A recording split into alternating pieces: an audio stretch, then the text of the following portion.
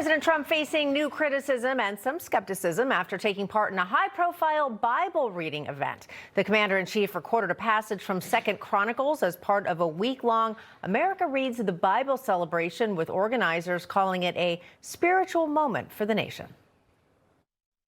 If my people, which are called by my name, shall humble themselves and pray and seek my face and turn from their wicked ways, then will I hear from heaven and will forgive their sin and will heal their land. Well, supporters say it's a return to faith in American life, while critics argue that President Trump is blurring the line between church and state. The timing is also worth noting. Tensions have been high between Washington and the Vatican in recent days. And earlier this month, the president, you may remember, traded jabs with Pope Leo over the war in Iran.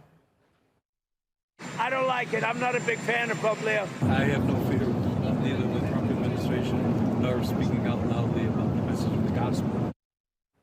Now, during their disagreement, Trump has been busy on Truth Social, as he tends to be, posting a few AI-generated images that have also been causing a stir, including one of him being embraced by Jesus. You're looking at it right there. We're going to talk about it with journalist Kim Douglas, columnist at the Daily Caller, Mary Rooke, as well as political commentator and chair for New Jersey Moms for Liberty, Alexandra Bougher, here with me on set. Let's dive into this.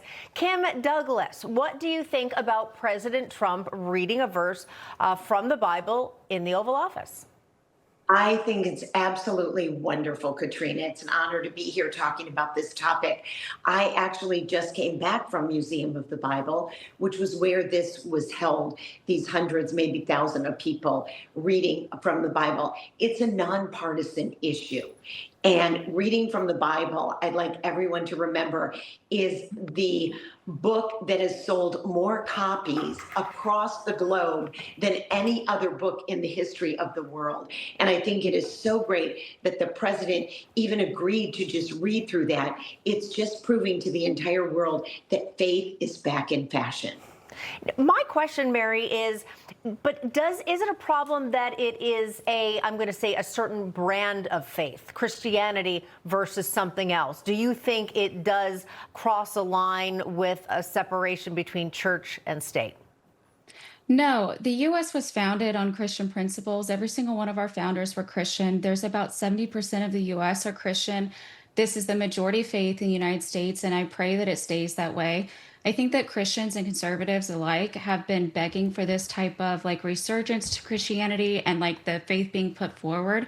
I think it's beautiful that we're doing this right now. I also hope that it's genuine. I hope that our elected officials turn back to Christ and stop ruling our country as if they're heathens. And so hopefully reading the Bible out loud and, asking people to pray for our country and asking people to take part in this would, kind of re-energize that in the U.S. But no, I think it's wonderful.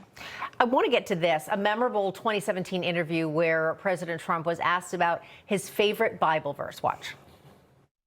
I'm wondering what one or two of your most favored Bible verses are, and why. I wouldn't want to get into it because to me that's very personal. When I talk about the Bible, it's very personal, so I don't want to get into verses. I don't want to get into. There's no verse that means a lot to you that you think about or cite? The Bible means a lot to me, but I don't want to get into specifics.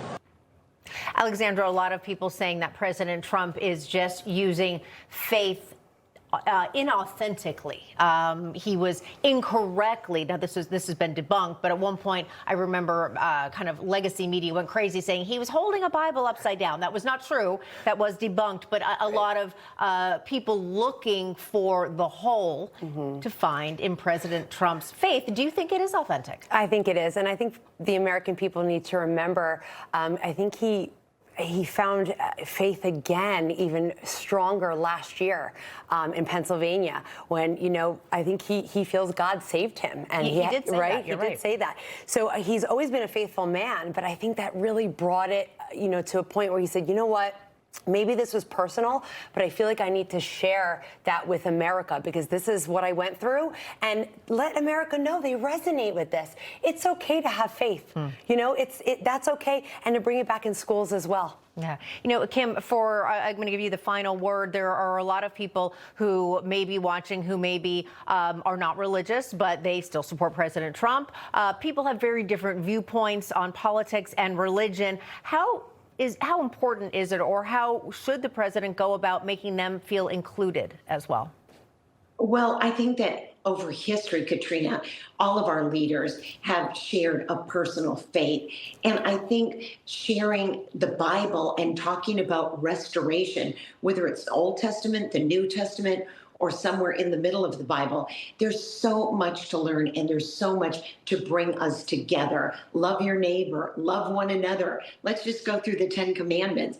It's all very beneficial, no matter what your belief system is or if you don't have one at all. So very foundational when it comes to inspiration. Sounds like that is what you're saying, no matter what your religion or your beliefs. All right, we're going to leave it there. Kim, Mary, Alexandra, thanks for joining me in The Other View. Great conversation.